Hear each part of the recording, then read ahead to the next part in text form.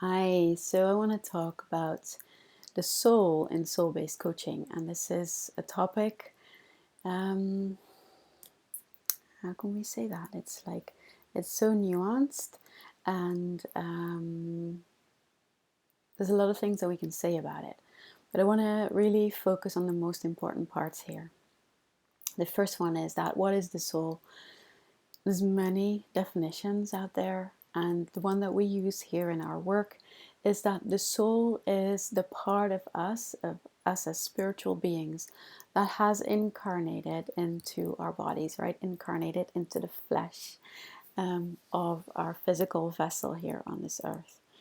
And it means that there's a that our body has a knowing that goes beyond intuition and instinct, which are two different kinds of knowing that also live in the body.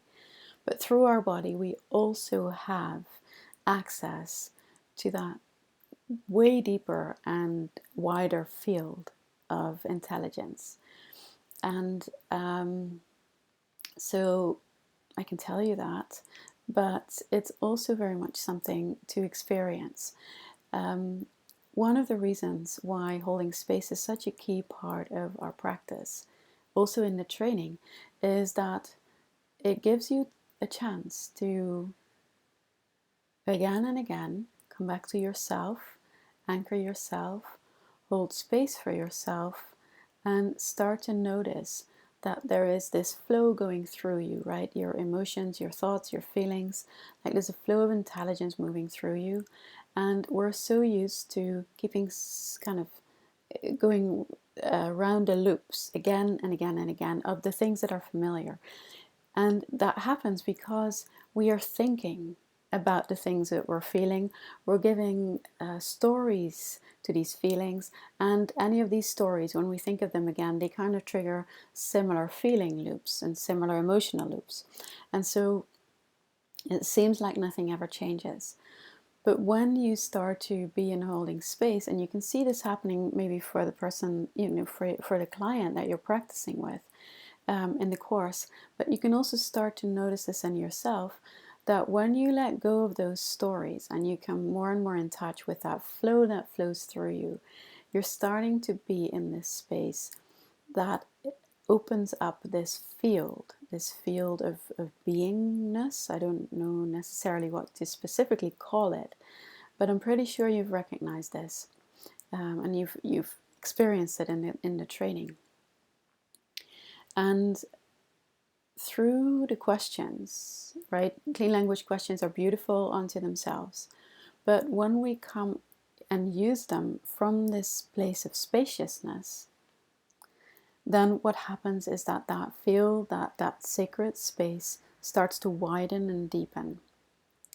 And we can start to see that knowing and intuition is going to surface. That doesn't come from the logical mind. It doesn't come from your emotions. It doesn't even come from like intuition or like instinct. But there's a deeper knowing there. And really the only other place that I find that quality of connection with myself and through it with everything else is in sacred ceremony. And so there is an aspect of this work that when the more you do this, the more you can relax into it, the more you can allow the process to hold you, the more you can hold space for that aspect of your clients to also surface. And it will happen in their own way, in their own time. And it doesn't even need to happen for the work to be valuable for them. But what I see is that for many people, they land in that deeper way of being present with themselves. And they start speaking, wisdom that comes from that. And there's like the more that happens, the more sense of juiciness, like oof, and awe, start to also apply to the work, right? And so, yeah, this is the soul and soul-based coaching, and I would love to hear your experiences, your questions, about this.